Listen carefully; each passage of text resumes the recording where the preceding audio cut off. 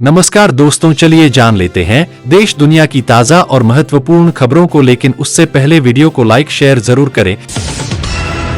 हिंद महासागर तक पहुंची जंग की आग, डिएगो गार्सिया बेस पर ईरान का अटैक, भड़का ब्रिटेन।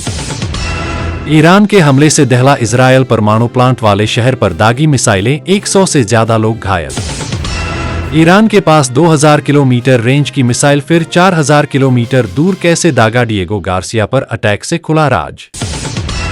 होर्मुज में फंसे भारतीय टैंकर को निकालने में ईरानी नौसेना ने ऐसे की थी मदद, हो गया बड़ा खुलासा। ट्रंप का दावा, ईरान के साथ जल्द खत्म करने जा रहे हैं जंग, लेकिन रखी कुछ शर्त। होर्मुज की खाड़ी में फंसे 22 भारतीय जहाजों को निकालने का सीक्रेट प्लान, अलर्ट मोड में इंडियन नेवी के युद्धपोत। भारत सरकार उन मालवाहक जहाजों के लिए आपातकालीन निकासी योजना बना रही है जो ईरान जंग की वजह से होर्मुज स्ट्रेट में फंस गई हैं। इन जहाजों को निकालने में इंडियन नेवी मदद करेगी। होर्मुज से रास्ता देंगे अमेरिका के दोस्त को छूट देने पर राजी हुआ ईरान, कैसे बदल गया खेल। ईरान ने होर्मुज स्ट्रेट से जापानी जहाजों को गुजरने की अनुमति दी है, जो पहले भारत और चीन को दी गई थी। जापान अपने कच्चे तेल का 90% हिस्सा इसी रास्ते से मंगाता है। रास्ता बंद होने से जापान आने वाले बहुत से जहाज समंदर में ही फंसे हुए हैं। बार बार कहा कि गैस ठिकानों को हाथ मत लगाना। ईरान के हमले से सदमे में कतर एनर्जी के सीईओ, ट्रंप को खूब सुनाया। इजरायल ने इसी हफ्ते साउथ पार्स गैस फील्ड पर हमला किया, जिसके जवाब में ईरान ने कतर, सऊदी, यूएई और कुवैत के तेल और गैस ठिकानों को निशाना बनाया। कतर एनर्जी के सीईओ साद अलकाबी ने बताया कि रास लाफान में हुए नुकसान को ठीक करने में 3 से 5 साल लग सकते हैं। उन्होंने कहा कि कतर को खतरे का अंदाजा था। सरकारी तेल और गैस कंपनी कतर एनर्जी के मुख्य कार्यकारी अधिकारी साद अलकाबी का कहना है कि उन्होंने लगातार इसे लेकर अमेरिका को चेताया था। ईरान से तेल खरीदेगा भारत, जाने रूस और सऊदी अरब की तुलना में सस्ता पड़ेगा या महंगा। अमेरिका, इजरायल और ईरान के बीच बढ़ते तनाव के दौरान भारत को एक बड़ी राहत मिली है। रिपोर्ट्स के मुताबिक अमेरिका ने ईरानी तेल पर अस्थायी छूट दे दी है। इससे भारतीय रिफाइनरों के लिए आयात फिर से शुरू करने का रास्ता खुल गया है। वहीं कीमत को तय करने में भूगोल की एक बड़ी भूमिका होती है। ईरान भारत के ज्यादा करीब है, इस वजह से रूस की तुलना में माल ढुलाई का समय और लागत काफी कम हो जाती है। इस वजह से ईरानी तेल आर्थिक रूप से और भी ज्यादा फायदेमंद बन जाता है। इराक का दावा, 24 घंटों में 21 अमेरिकी ठिकानों पर हमला, ईरान ने अमेरिकी इस्राएली ड्रोन नष्ट किए। इराकी संगठन इराक में इस्लामी प्रतिरोध ने कहा है कि उसने पिछले 24 घंटे में देश और आसपास के क्षेत्रों में अमेरिकी ठिकानों पर 21 हमले किए हैं। संगठन ने बताया कि इन हमलों में उसने कई ड्रोन और रॉकेट का इस्तेमाल किया। अभी तक अमेरिकी पक्ष की तरफ से इस पर कोई आधिकारिक प्रतिक्रिया नहीं आई है।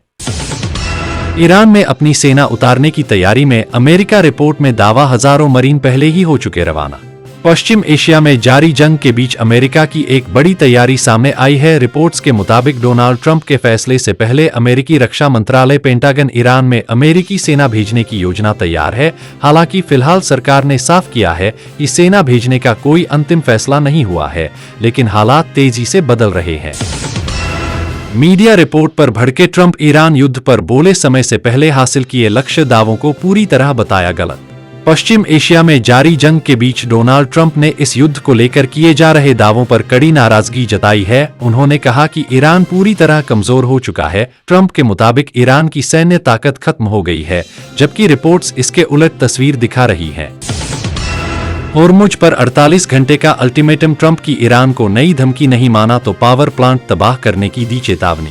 अमेरिका और ईरान के बीच तनाव एक बार फिर बढ़ता नजर आ रहा है। अमेरिका के राष्ट्रपति डोनाल्ड ट्रंप ने ईरान को कड़ी चेतावनी देते हुए कहा है कि यदि उसने 48 घंटे के भीतर होर्मुज जलसंधि को बिना किसी शर्त के पूरी तरह नहीं खोला तो अमेरिका उसके प्रमुख पावर प्लांट्स पर हमला करेगा। ईरान का इसराइल पर भीषण हमला, परमाणु ठिकाने डिमोना के साथ अराद में किया मिसाइल अटैक, 100 से ज्यादा घायल। ईरानी मिसाइल हमले ने डिमोना शहर को दहशत से भर दिया है। ईरान ने शनिवार की देर रात इसराइल को 2 शहरों पर बड़ा मिसाइल हमला किया है। दक्षिणी इसराइल के डिमोना शहर में हुए एक ईरानी मिसाइल हमले में कम से कम 47 लोग घायल हो गए। वहीं इसराइल के दक्षिणी शहर अराद में हुए मिसाइल हमले में 50 से ज्यादा लोग घायल हो गए हैं। 1971 में बंगाली हिंदुओं पर हुए अत्याचार को नरसंहार घोषित करने की मांग, अमेरिकी संसद में पेश हुआ प्रस्ताव।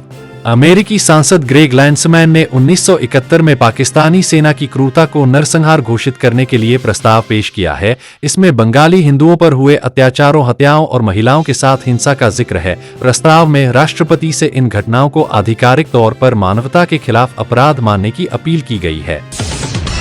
ब्रिटेन से लेकर ऑस्ट्रेलिया तक होर्मुज पर ईरान के खिलाफ हुए ये 22 देश सख्त कार्रवाई की दी धमकी। संयुक्त अरब अमीरात और ब्रिटेन समेत 22 देशों ने ईरान की सैन्य कार्रवाइयों की निंदा की है। उन्होंने होर्मुज जलमध्य में जहाजों पर हमलों और तेल संयंत्रों को निशाना बनाने पर चिंता जताई। इन देशों ने ईरान से अंतर्राष्ट्रीय नियमों का पालन करने की मांग की है।